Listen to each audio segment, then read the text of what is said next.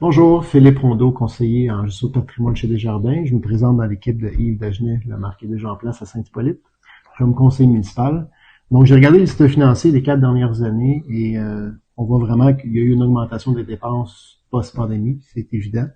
Il y a eu une augmentation de la valeur foncière des propriétés. Donc, en quelques années, c'est passé quand même de 2 milliards à plus de 12 milliards.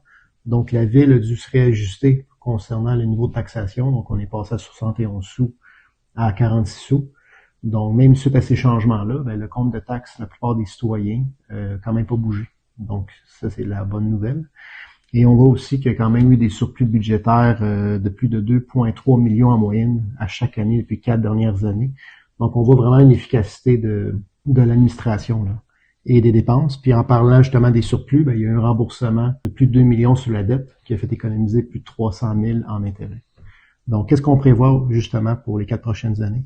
Pour les 4 prochaines années, on va faire preuve de la même rigueur financière qu'on a utilisée pour les quatre dernières années. Je vous garantis que votre compte de taxe n'augmentera pas de plus de 1,5% par année.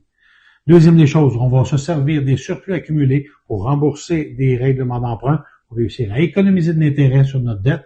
Et finalement, jamais on prendra de décision qui mettra en péril la santé financière de notre municipalité. Merci tout le monde.